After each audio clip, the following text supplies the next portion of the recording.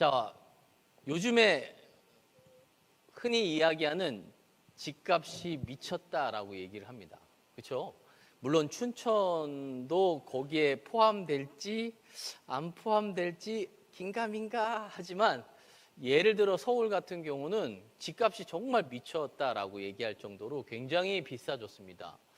반포의 한 아파트는 작년에 한 평당 1억이 넘었습니다. 그래서 반포에 있는 한 아파트는 34평의 아파트 값이 시세가 40억이라고 해요. 4억 아니에요. 40억이에요. 40억. 자, 물론 서울이니까 그렇다 치면 경기도 쪽으로 와서 동탄을 보세요. 동탄 신도시라고 하는 곳에도 34평의 아파트가 비교적 대부분 가격이 15억 정도가 한다고 합니다. 물론 춘천은 34평 한숲시티 이편한 세상이 얼마 정도 할까요?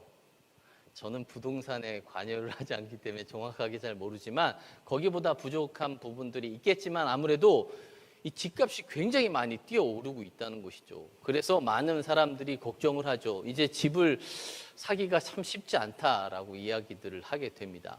근데 놀라운 것은 미국의 캔자스 주의 아주 옛 시골 마을, 이 시골 마을 가운데서도 옛날에 경락고로 사용했던 곳에 아파트 한 채가 분양을 하게 됩니다. 50평짜리 아파트인데 무려 가격이 우리나라 돈으로 50억이에요. 놀랍지도 않네. 아주 시골, 그냥 사람들이 거의 없는데 그런 시골 마을의 아파트 분양 가격이 평당 1억이라는 거죠. 거기는 옛날에 경락고로 썼던 곳에 수직으로 지하로 해가지고 아파트를 지었습니다. 그 사진이 아마 있을 거예요. 저거예요. 네. 자, 근데 저게 저렇게 해서 50평이 50억이었잖아요. 그런데 분양을 시작하자마자 다 끝나버렸어요. 그리고 대기표를 받은 사람이 다음 분양을 기다린다라고 한다는 것입니다. 저 아파트의 이름은 종말 대비팀입니다. 자, 놀라운 건 저 종말 대비팀이라는 저 아파트는 지하의 두께가 2.8m, 어마어마한 두께로 쫙 수직적으로 내려가서 집을 지었고요. 저기는 인공 호수부터 시작해서 수영장, 그리고 텃밭을 중심으로 해서 많은 것들의 시설들이 다 구비가 되어 있다고 합니다. 그래서 만약 핵폭탄이 터지거나 태양이 파괴되거나 아니면 막 진짜 어마어마한 재난이 찾아와서 거의 막 쑥대밭이 되는 상황 가운데서도 저 아파트 안에서 사는 사람들은 최소 5년 동안은 올라오지 않아도 저기에서 충분히 살아갈 수 있는 그런 시설들이 다 완비가 됐다는 것입니다. 그래서 비싼 거예요. 그래서 정말 대비팀이라고 하는 아파트입니다. 저거를 분양받지 못해서 분양을 기다리는 사람들이 어마어마하게 많다는 겁니다. 놀랍지 않으세요? 저는 저 기사를 보면서 너무 놀랐어요. 왜 놀랐냐면 저런 아파트를 지을 생각을 누가 했을까에 놀랬고, 또 저 아파트가 분양했을 때 저것을 살려고 했던 사람이 넘쳐난다는 거에 대해서 너무 놀랬단 말이죠. 여러분들은 관심이 없잖아요. 무슨 종말이요 하고 살 수 있는데 종말이라는 것을 생각하는 사람이 그만큼 많고, 그런 것들을 생각하는 사람들이 저렇게 아파트를 짓고 그리고 저기 안에 들어가서 자신의 생명을 보존하려고 하는 사람들이 굉장히 많다는 것입니다.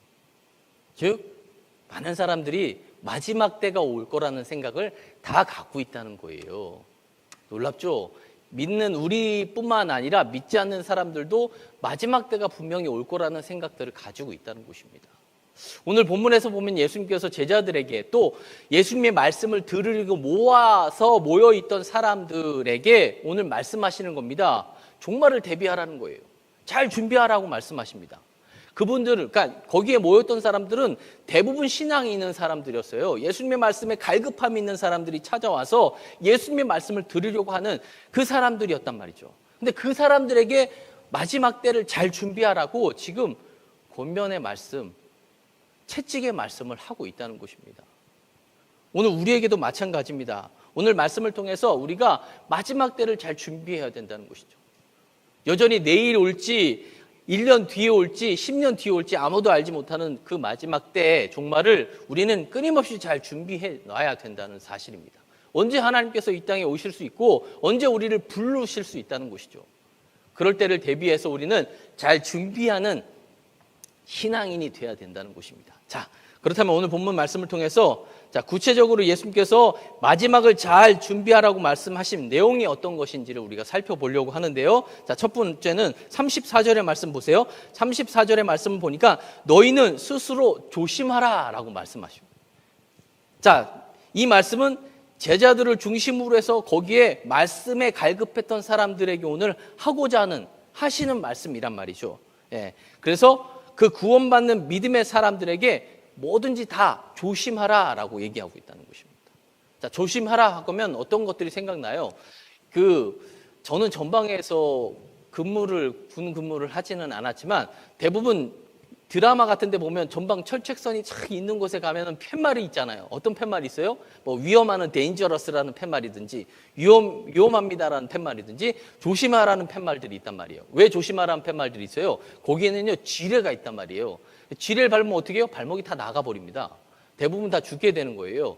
그래서 지뢰가 어디에 있는지를 알지 못하기 때문에 거기 있는 군인들도 항상 그 지뢰밭을 갈 때는 조심조심해서 간단 말이죠.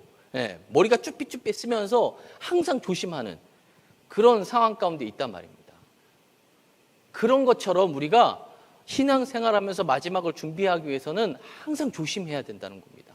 뭐에 조심해야 될지 오늘 본문은 소개를 하는데 가장 첫 번째는 방탕함이라는 거예요. 말씀에 방탕함이라는 단어가 나오는데 이 방탕함이라는 원어, 성경 원어는 클라이팔레라고 하는 단어인데요. 이게 뭐냐면 머리가 이리저리 뒤흔들린다라는 의미를 갖고 있어요. 저는 그렇지 않지만 세상 사람들에게 이렇게 듣는 얘기들을 보면 또 드라마에서 보면 오해할까 봐 얘기하는 거예요. 그 드라마에서 보게 되면 술을 많이 먹는 사람들 있죠. 술을 밤새도록 술을 먹으면 그 다음날 어떻게 돼요? 머리가 너무 아프다고 그래요. 잘 모르죠? 술을 안 먹어봤으니까 잘 몰라요. 그래서 제가 이걸 설명할 때 도대체 어떻게 설명을 해야 되나, 우리 신앙인들에게 이거 설명하기 너무 힘들다 생각을 가졌어요. 근데 술을 먹으면 머리가 아파진대요. 머리가 깨질 듯이 아프면 다음날 어떻게 해요? 이제 다시는 술을 먹지 않겠다라고 다짐을 한다는 거예요. 근데 다짐이 얼마 지나지 않아 또 술을 먹는 사람들이 많죠. 근데 이 말은 뭐냐면 오늘 너무 머리가 깨지듯이 아픈 그런 상황 가운데 또 그 저녁에 그 상태를 유지하면서 살아가는 거예요. 그게 방탕함이라는 거예요. 끊고 싶고 또 끊고 싶은데도 불구하고 여전히 지금 머리가 너무 아파서 다음 날이면 술을 먹지 않겠다라고 다짐하면서도 또 술을 먹는, 이게 방탕함이라는 거예요. 여전히 그 방탕함이라는 유혹에 빠져서 살아가는 것, 그 방탕함을 오늘 조심하라라고 말씀하고 있다는 것입니다. 또 하나는 지금 얘기한 거, 술 취함이라는 거죠. 여기서 술 취함은 말 그대로 술이 완전히 취한 상태를 얘기하는 겁니다. 움직일 수 있는 상황이 아닐 때, 물론 술은 사람을 굉장히 용기 있게 만들기도 해요. 사람들의 말에 의하면 술을 먹고 용기를 내서 내가 하지 못했던 말들을 막 한다는 거죠. 근데 이 술 취함이 도가 지나치면 자신을 컨트롤하지 못하는 것입니다. 술에 져버리게 되면 자기가 무엇을 얘기했는지도 알 수 없고 어떤 행동을 하는지도 나중에 생각하지 못하는 그런 불상사가 생긴단 말이죠. 대부분 뭐예요? 사람들이 사고를 치고 난 후에 인터뷰를 하게 되면 뭐라고 얘기해요? 그때 술이 취해서 내가 알지 못했다는 거예요. 뭐가 어떻게 됐는지 잘 기억이 나지는 않는다는 거예요. 술을 핑계 대고 있잖아요. 그만큼 뭐예요? 술이 문제라는 거죠. 우리의 마음을 지배하는 상황 가운데 있기 때문에 술에 대한 부분들에 대해서 조심하라고 말씀을 하는 겁니다. 또 하나는 오늘 본문의 말씀처럼 생활의 염려에 대해서 조심하라는 거예요. 자, 이 염려라고 하는 단어는 메림 라이스라고 하는 단어를 사용하는데 이 말은 뜻이 뭐냐면 다른 방향으로 이끌리다라는 의미를 갖고 있습니다. 그러니까 하나님을 믿고 나아갈 때 우리의 생각을 자꾸 다른 방향으로 이끌고 있는 것, 그런 것들이 바로 염려라는 것입니다. 그 염려가 우리에게 찾아온다는 거죠. 그러면 하나님을 믿고 나가야 되는 우리의 길이 이 길이라면 자꾸 다른 방향으로 우리를 인도하는 것이 바로 염려라는 거예요. 어떤 집사님이요, 항상 염려하는 게 딱 한 가지 있습니다. 뭐냐면 물론 가진 게 많으셨는지는 잘 모르겠지만 도둑이 들면 어떻게 하나 하는 걱정과 염려가 늘 떠나지 않고 있었다는 거예요. 그래서 저녁에 잘 때 되면 조그마한 소리가 막 들려도 소스라치게 일어난다는 거죠. 그리고 남편을 막 깨워가지고 도둑이 들었나 봐. 빨리빨리 나가봐. 가면은 그냥 무슨 바람 소리라든지 옆집에서 뭐 떨어지는 소리라든지 이런 소리가 들리는 거예요. 근데 너무 걱정을 많이 하고 염려를 많이 하다 보니까 아내도 잠을 못 자고 남편도 잠을 못 자는 그런 상황 가운데 놓이게 됐습니다.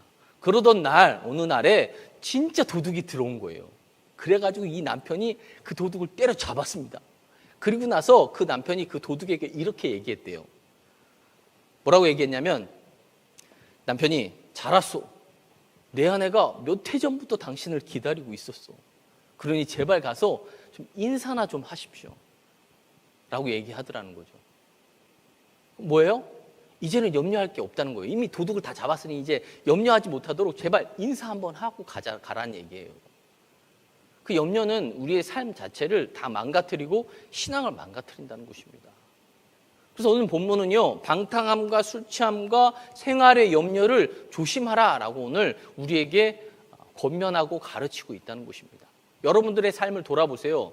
내가 신앙이 흔들리거나 주님과의 관계가 멀어질 때 보면 이 방탕함이 문제고 술 취함이 문제고 생활의 염려가 문제가 되는 부분들이 많다는 것입니다. 자, 왜 이 세 가지를 조심하라고 하냐면 34절 말씀에 보면 마음이 둔하여지고 라고 얘기하고 있어요. 자, 이 세 가지를 통해서 우리 안에 자리 잡지 않도록 조심해야 될 이유가 뭐냐면 우리의 마음을 둔하게 만든다는 것입니다. 이 둔하여지고라는 단어가 원어가 바리노라고 하는 단어인데 뭐냐면 무거운 것으로 누른다라는 의미를 갖고 있어요. 그러니까 이런 방탕함과 술 취함과 염려를 갖고 있으면 뭐냐면 이 무거운 것들이 이 마음과 생각과 모든 몸을 다 누르는 그런 상황 가운데 놓이게 된다는 거예요. 그럼 어떻게 해요? 아무것도 하지 못한다는 것입니다. 자, 예를 들어 볼게요. 마라톤 선수를 생각해 보세요. 마라톤 선수는요, 몸이 진짜 가벼워야 돼요. 아주 엄청 뚱뚱한 사람이 마라톤 하는 거 봤어요? 절대 못해요. 왜요? 달릴 수가 없어요. 그래서 마라톤 하는 선수를 보세요. 아주 가벼운 런닝 메리아스 하나 입고 팬티 하나 입잖아요. 그것도 무거워가지고 신발도 엄청 가벼운 신발로, 비싼 신발로 신잖아요. 어떤 사람들은요, 자기 몸을 더 가볍게 하기 위해서 머리를 삭발하고 눈썹을 밀어요. 무겁다고. 그런 사람들도 있다는 거예요. 그래야만 잘 뛸 수 있다는 겁니다. 우리 안에 방탕함과 술 취함과 염려가 있으면 우리의 마음을 다 무거운 것이 짓누르기 때문에 우리의 마음이 결코 가벼울 수 없다는 것입니다. 그럼 우리가 하나님 앞에 나아가는 그 신앙의 삶이 온전해지지 못한다는 것입니다. 마음이 무겁게 느껴질 때 우리가 다시 한번 우리 자신들을 되돌아봐야 된다는 것이죠. 내가 정말 나의 삶에 방탕함이 차지하고 있는 비중이 얼만큼인지, 술 취함이 또 염려가 어떠한 만큼 나의 비중을 차지하고 있는지를 돌아보셔야 된다는 거예요. 자, 그렇다면 우리가 그 모든 것들을 조심하기 위해서 오늘 성경은 우리에게 무엇을 가르쳐주냐? 36절의 말씀 보세요. 항상 기도하며 깨어있으라. 그러한 방탕함과 술 취함과 염려를 하지 않기 위해서는 항상 깨어있어야 된다는 것입니다. 물론 우리가 잠을 청하는 게 중요합니다. 이 수면은요, 우리의 인간의 건강에 굉장히 중요한 역할을 해요. 그래서 제대로 잠을 자지 못하면 그날의 컨디션도 좋지 않고 육체도 연약해지는 부분들이 있죠. 그런데 잠을 잘 때 자야지 자지 않아야 할 때 자면 더 큰일이 납니다. 운전하는 사람이 잠을 자면 되겠어요? 그러면 사고로 이어진단 말이죠. 학교에서 수업의 시간에 공부를 해야 되는데 졸고 있으면 되겠어요? 그러면 안 된단 말이에요. 직장에서 회의를 하고 있는데 막 계속 너무 졸리다고 막 졸고 있어봐요. 그러면 안 된다. 영적으로도 마찬가지라는 거예요. 항상 우리가 깨어있을 상황 가운데 깨어있어야 되는데 깨어있지 못하는 상황을 방탕함과 술 취함과 염려가 우리를 그렇게 만든다는 것입니다. 그래서 오늘 예수님께서는요, 조심하라고 말씀하시면서 늘 깨어있어야 된다는 것입니다. 영적으로 깨어있어야만 치명적인 문제들, 신앙적인 문제들이 생기지 않는다는 것입니다. 자, 그럼 영적으로 졸고 또 잠을 잔다는 것이 무엇을 말하냐? 한마디로 영적인 매너리즘이라고 할 수 있다는 거예요. 자, 매너리즘을 사전에서 보니까 이렇게 정의합니다. 항상 틀에 박힌 일정한 방식이나 태도를 취함으로써 신선미와 독창성을 잃는 것이다. 그러니까 다람쥐가 쳇바퀴 돌듯이 늘 우리의 삶이 일상이 똑같은 방식으로 계속 반복이 될 때, 그때 우리는 매너리즘에 빠질 수 있다는 거예요. 자, 요즘 핫한 인기 강사 가운데 김미경이라고 하는 분이 쓴 책 중에 아트 스피치라는 책에서 보니까 이렇게 얘기합니다. 그러니까 반복된 일을 하는데 어떤 사람은 프로가 되고 어떤 사람은 매너리즘에 빠진대요. 근데 프로가 되는 사람은 왜 프로가 되느냐? 그 일상이 같은 반복이지만 그것에 대한 신선도가 항상 유지된다는 거예요. 그런데 매너리즘에 빠지는 사람은 그 일상에 반복되는 그 상황 가운데서 신선도가 유지되지 못하는 거죠. 그러면 그냥 매너리즘에 빠져서 완전히 모든 게 자포자기의 인생이 될 수 있다라고 설명합니다. 그러면서 그 김미경 씨가 얘기하는 이 신선도는 뭐라고 얘기하냐면 초심이라고 얘기해요. 우리가 가진 초심이 신선도를 쭉 유지를 하면 그것을 통해서 더 많은 발전을 하게 되지만 초심을 잃어버리게 되면 매너리즘에 빠지게 된다는 것입니다. 다 여러분들 한번 생각해 보세요. 언제부턴가 우리는 예배가 반복되고 있습니다. 언제부턴가 찬양이 반복되고 있는 상황 가운데 기도가 반복되는 상황과의 삶을 살아가고 있다는 것이죠. 근데 그 상황 가운데서도 우리가 신선도를 지키면 우리는 더 믿음 안에서의 삶을 살게 되지만 이 신선도를 잃어버리면 그냥 다람쥐가 쳇바퀴 돌듯이 그냥 형식적인 예배, 형식적인 말씀, 형식적인 기도, 형식적인 찬양이 되면서 자연스럽게 매너리즘에 빠진다. 십자가를 바라보면 어느 순간 막 눈물을 흘리면서 주님을 바라봤던 내가 십자가를 봐도 눈물이 없는 거예요. 말씀 한 구절 한 구절을 읽을 때마다 은혜가 충만했던 내가 어느 순간인가 말씀을 봐도 감흥이 없다라고 하면 여러분들은 초심을 잃어버린 게 되는 것입니다. 그런 매너리즘에 빠지게 되는 거죠. 그러면 깨어있어도 깨어있는 삶이 아니라는 것을 우리가 다시 한번 깨달아야 된다는 것입니다. 자, 그렇다면 마지막으로 우리가 이렇게 영적으로 깨어있기 위해서는 어떻게 해야 되느냐? 오늘 본문에서도 이야기하죠. 기도해야 된다는 것입니다. 우리의 삶에 기도가 빠지게 되면 그 기도가 빠짐으로 말미암아 온전한 깨어있음이 있을 수 없고, 그리고 그 깨어있음이 없을 때 우리는 조심해야 될 부분들을 조심하지 못하고 방탕함으로 말미암아, 술 취함으로 말미암아, 염려로 말미암아 우리는 끊임없이 넘어지고 낙심하게 된다는 사실을 오늘 성경은 우리에게 가르쳐주고 있다는 것입니다. 항상 기도하라고 하는 이 말씀을 우리가 붙잡고 살아야 된다는 것입니다. 제가 목사이기 때문에 오히려 더 이 영적인 매너리즘에 빠질 수 있는 상황 가운데 놓일 때가 많습니다. 항상 일상적인 반복의 예배, 말씀을 준비하기 위해 끊임없이 성경을 보는 이 모든 삶이 어떻게 보면 순간순간 내가 긴장하지 못하면 그냥 매너리즘에 빠지게 된다는 것이죠. 제가 원래 찬양을 잘 못하는 건 아닌데 요즘에 자신이 없는 거예요. 예전에는 그렇게 찬양이라고 걸 빼고 노래를 잘했었어요. 근데 찬양이란 자체에 이 음악적인 음악성이 없다 보니까 자꾸 자신감이 사라지게 되면서 자연스럽게 제가 찬양을 잘 안 하는 거죠. 근데 제가 전에 교회에서 사역을 하는데 저에게 금요 찬양, 그러니까 금요 치유 기도회에 찬양을 담당하게 하신 겁니다. 근데 이게 찬양을 여기서 우리가 30분 찬양을 하지만 기도의 찬양은 더더욱이나 그래요. 기도의 찬양은 또 이게 쭉 이어져 가는 패턴이 자꾸 흔들리면 기도가 잘 안 되잖아요. 그걸 맡겨놨는데 한국적이 되는 거예요. 이걸 도대체 어떻게 해야 되냐. 내가 이렇게 음악성이 없는데 이거 빠른 곡 몇 곡 또 느린 곡 몇 곡을 조화롭게 잘해서 이걸 또 기도회를 해야 되는데 잘 못하겠으니 너무 걱정이 되고 근심이 돼서 음악성이 있는 전사님 한 분이 같이 사역을 하셨어요. 그분한테 계속 물어봤어요. 막 너무 귀찮게 계속 물어봤단 말이에요. 이건 어떤 찬양하고 했을 때 가장 어울릴까요? 막 이러면서 계속 찬양을 찾고 옆에서 이것을 확인해보고 막 이랬어요. 그런 상황 가운데 매주 금요 치유 기도회를 이렇게 인도했단 말이죠. 근데 어느 순간인가 이 전도사님이요, 주일 찬양, 오후 찬양을 맡았거든요. 예전에는 찬양을 준비하는 모습들이 별로 없었어요. 왜냐하면 음악성이 있으니까 베이스도 굉장히 잘 치고 우리 이진수 목사님처럼 막 드럼도 잘 치고 피아노도 잘 치고 다 잘하시는 거예요. 그러니까 제가 물어봤겠죠. 그분이 갑작스럽게 막 준비를 많이 하시는 거예요.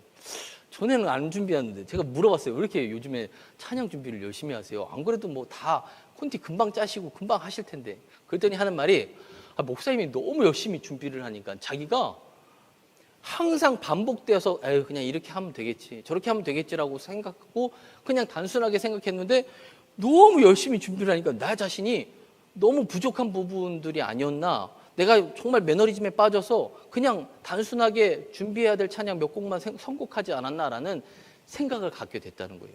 저는 몰라서 물어본 거고 그분은 너무 잘 알기 때문에 그냥 단순하게 했었던 부분들인데, 제가 제 자랑을 하려고 한 건 아니에요. 괜히 그렇게 들리는 것 같은데 자기 자신이 다시 자신을 채찍질하는 그런 계기가 됐다는 거죠. 뭐에 자신이 있으면 그렇다는 거예요. 또 항상 하던 일이면 우리가 반복되는 일상이 있기 때문에 자연스럽게 그 일들을 하다 보면 매너리즘에 빠지게 된다는 거죠.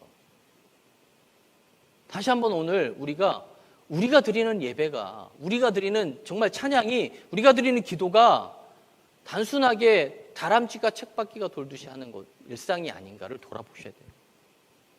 초심을 잃어버리면 안 된다는 것이죠. 그러기 위해서는 항상 우리가 우리 자신을 놓고 기도해야 된다는 것입니다. 말씀을 붙들고 제가 매너리즘에 빠지지 않도록 끊임없이 말씀을 가지고 기도하며 말씀을 준비하듯이 이 자리에 서기 전까지도 항상 긴장을 하면서 기도하는 것처럼 여러분들도 마찬가지라는 거예요. 예배를 드린 여러분들도 이 예배가 하나님께서 기뻐하시는 예배가 될 수 있도록 끊임없이 기도해야 된다는 것입니다. 그렇게 기도할 때 우리가 항상 마지막 때를 잘 준비할 수 있음을 기억하시고, 주님께서 오늘 마지막을 잘 대비하고 준비하라고 말씀하셨습니다. 그러기 위해서는 평소에 조심하라고 하시죠. 방탕함과 술 취함 그리고 염려를 하는 마음들 때문에 묶이지 말라는 것입니다. 마음이 묶여버리게 되면 우리는 영적으로 매너리즘에 빠지게 되고, 그 매너리즘에 빠지게 됐을 때는 신앙에서 멀어지는 삶을 살아갈 수 있음을 다시 한번 기억하시고, 오늘 이 말씀 앞에서 다시 한번 우리 삶을 점검하고 우리의 신앙을 점검할 수 있는 여러분들의 삶이 되시기를 주님의 이름으로 축원합니다.